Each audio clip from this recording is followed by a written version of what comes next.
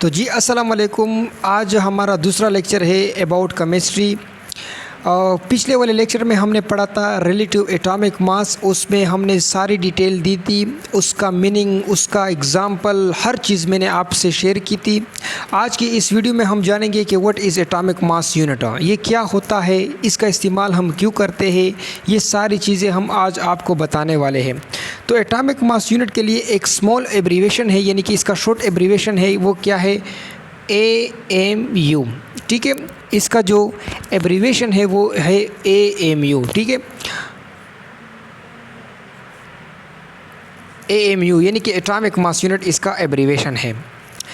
अच्छा, अब इसको जानने के लिए हम, जैसे कि हमने रिलेटिव एटॉमिक मास में हमने कार्बन लिया था, इसी तरह हम यहाँ पर भी क्या लेंगे, कार्बन लेंगे। हम यहाँ पर भी क्या लेंगे, कार्बन लेंगे, कार्बन। और हमें पता है कि कार्बन के 3 आइसोटोप्स एग्जिस्ट करते हैं इस यूनिवर्स में। तो वो आइसोटोप्स जो लाइटेस्ट होगा उसको हम लेते हैं। एक आइसोटोप से कार्बन 12, दूसरा आइसोटोप से कार्बन 13 और तीसरा आइसोटोप से कार्बन 14।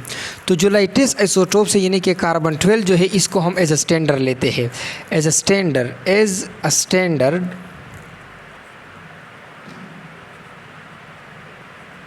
हम कार्बन 12 को लेते हैं। क्या, कार्बन 12 को हम एज ए स्टैंडर्ड ले सकते हैं। अच्छा, मैंने कहा कि ले सकते हैं, मतलब ये रिलेटिव एटॉमिक मास की तरह, रिलेटिव एटॉमिक मास में जो हमने पढ़ा था उसी तरह ये कंपलसरी नहीं है कि हम कार्बन 12 को ही ले। ठीक है, तो ये यहाँ पर हम उसके ले सकते हैं, बस ये यहाँ तक आप समझ लो तो काफ़ी है। अच्छा, क्यों ले सकते हैं, क्योंकि ये मोस्ट स्टेबल है, मोस्ट स्टेबल। और ये क्या है, मोस्ट अबोंडेंट।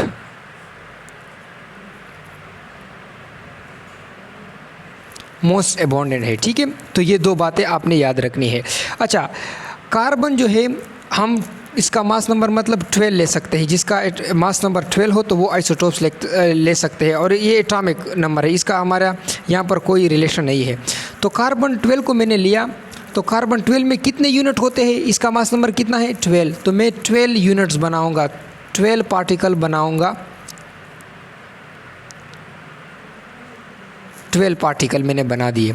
अब इस 12 पार्टिकल में जो ये 1 पार्टिकल है, ये 1 पार्टिकल, ये इसको मैं कह सकता हूँ 1 AMU। ये 1 AMU के बराबर है, ये 1 AMU के बराबर है। इसलिए हम कह सकते हैं कि 1 AMU जो होता है, 1 AMU इज़ इक्वल टू जो कार्बन 12 है, कार्बन 12 उसमें जो 12 हिस्से होते हैं, उसका जो एक हिस्सा होता है वो 1 AMU के बराबर होता है। मतलब कार्बन 12 का जो 12 हिस्से हैं, उसमें जो एक हिस्सा होता है वो बराबर होता है 1 AMU के। ठीक है, तो ये वो आपके पास 1 AMU आ चुका है। तो अगर मैं पूरे एक कार्बन एटम की बात करूं, 1 कार्बन एटम, अगर मैं इस पूरे 1 कार्बन एटम की बात करूं तो इसमें कितने AMU होंगे। अगर एक कार्बन एटम के अंदर एक पार्टिकल एक AMU के बराबर होता है, तो ये 12 के 12 यूनिट 12 AMU के बराबर होंगे। तो 1 carbon atom as a whole ये 12 AMU के बराबर होगा, ये 12 AMU के बराबर होगा। अच्छा, मैंने पहले आपसे कहा था कि ज़रूरी नहीं कि हम कार्बन 12 ले, हम ऑक्सीजन को भी ले सकते हैं। ऑक्सीजन में कितने होते हैं, ऑक्सीजन का मास नंबर कितना है, this is the mass number. यहाँ पर मैंने इस बार मास नंबर ऊपर लिखा, मास नंबर। ठीक है, यहाँ पर मैंने मास नंबर ऊपर लिखा। अच्छा, तो यहाँ पर मैं कितने पार्टिकल बनाऊँगा, 16 पार्टिकल बनाऊँगा, एग्जैक्टली 16। तो ये 1 जो है ये बराबर है 1 particle is equal to 1 AMU।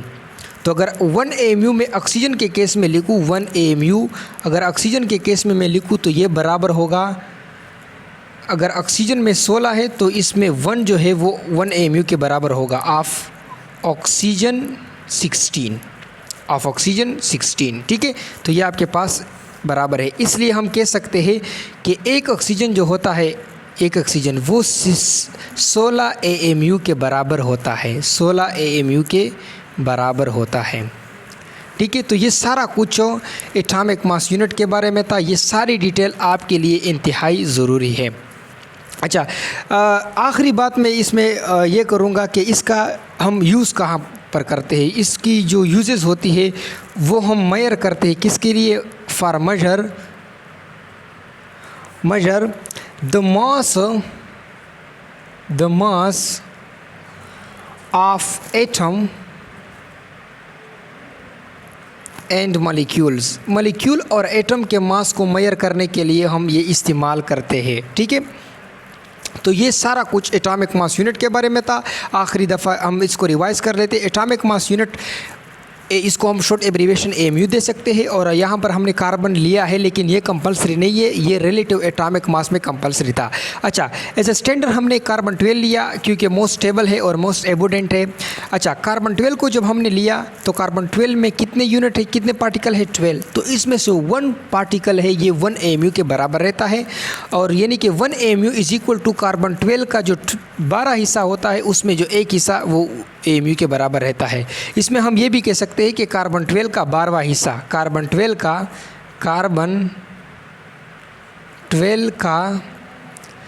12वां हिस्सा, ठीक है। और इसलिए मैंने कहा कि ज़रूरी नहीं कि कार्बन 12 ऑक्सीजन भी हो सकता है, एनीथिंग एल्स। ओके, तो अगले लेक्चर में मिलते हैं। खुदा हाफिज़।